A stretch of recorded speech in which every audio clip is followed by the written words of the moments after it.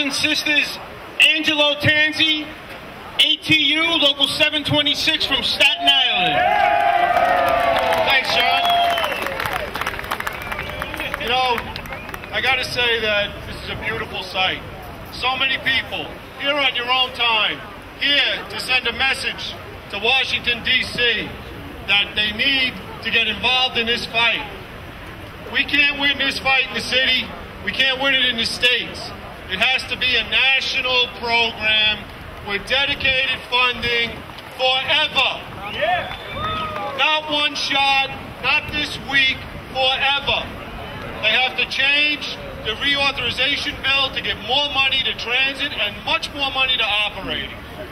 They have to change the jobs bill to include mass transit, because for every bus and every train car that's built in America, there's 1,000 jobs created. The people that make the steel, the people that make the rubber, the people that make the tires, the people that deliver the product, the people that dig up the ore in the ground. Mass transit is the vehicle to create millions of jobs in this country, and the people in Washington that are in charge have to learn to understand that. Through mass transit, through making buses, through giving jobs back to Detroit, they can start building buses again. No reason why GM can't start building buses again. I'm here 32 years. When I took this job, we were driving GM buses. Now all of a sudden they don't do it. They can go back to work. Auto workers can go back to work. Steel workers can go back to work. We can lower our dependence on foreign oil. Mass transit is the answer to almost every problem this country is facing. And we have to make sure they know that. And if they don't hear us, they'll hear us in November. Thank you.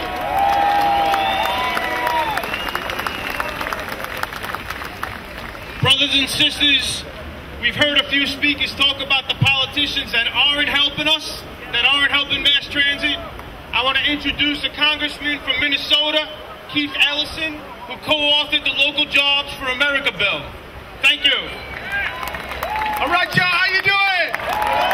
Let me hear you. Make some noise out there. That's right. Let me tell you, I want to make you a promise that I will go back to the Congress. I will talk to my colleagues, and I will tell them that if they don't fight for your jobs, they just might be looking for them in November. That's right. The fact is,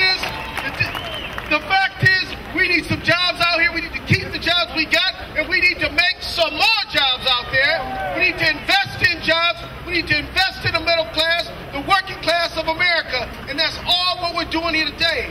Because let me tell you, if we fight to make sure that we have operating expenses for transportation workers, we not only help save your jobs, we help you get other people to their jobs. It's so important that we make sure that we put the money and the resources, and we put the money where our mouths are, which is to stand up for the American people. I'm going to take this message to my colleagues. I'm going to tell them that transportation jobs are where it's at because you move America, and we appreciate it. And we appreciate it. I want you to know that the Local Jobs for America Act, the Local Jobs for America Act is about public jobs, taking federal money to local communities to fund transportation, fund fire, police, fund teachers, important jobs that make it work for people every single day. And I want to let you know that you all are taking these cars off the road, getting people to their jobs every day, taking CO2 out of the air so we can breathe a little bit better. You all are the green jobs leaders in this thing, and I want you to know I'm proud of you. I care about you. I'm going to be fighting for you and telling your story right there on the House floor today. So keep it up. Don't quit. Knock on them doors. Make it work. Thank you very much. Thank you. Brothers and sisters, next I want to introduce Oscar Owens, the International Secretary-Treasurer of the ATU.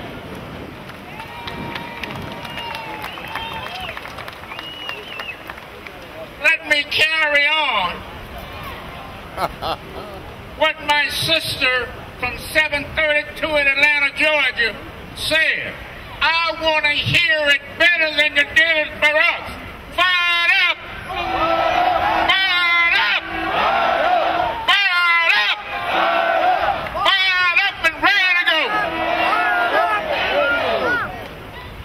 Fellow trade unionists,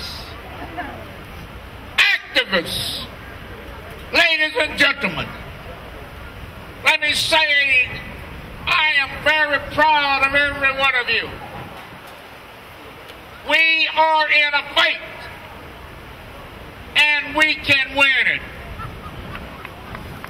I want to say to you, we have to make our voices heard.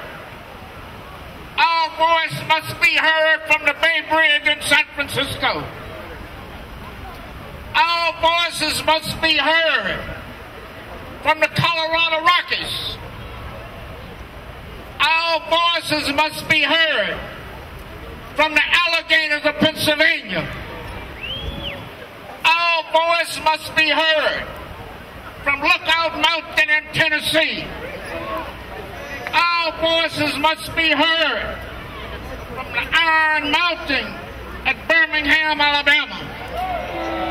And above all, our voices must be heard from Stone Mountain in Atlanta, Georgia. If we stick with that, we certainly will be victorious. Let me close by saying what one of the greatest leaders in America said. At the banquet table of nature, there are no reserved seats. You take what you can get, and you keep what you can hold. If you can't take anything, you won't keep anything. And you can't take anything without organization. God bless the ATU. God bless the TWU. God bless America. Thank you. Thank you. Brothers and sisters, I want to introduce a man who's emerged as a great ally to the Transport Workers Union in New York City. John Costa, chairman of the New Jersey State ATU. I can't hear you. This is your coalition. This is about American jobs. We are here for what? We're here for our jobs. I can't hear you. What kind of jobs are these? What kind of jobs are these? What kind of jobs are these? American jobs. And they're not listening. And we're here to send a message. We're here today to tell Congress, to tell the Senate, we need funding for American jobs. Funding to keep the buses, the rail, funding to create more jobs. This is ridiculous that we have to beg for jobs in America, for people, for the handicapped, for the elderly to go to work, for children to go to school. We need to fight back. I can't hear you. Fight back, fight back, fight back, fight back, fight back, fight back. Thank you very much.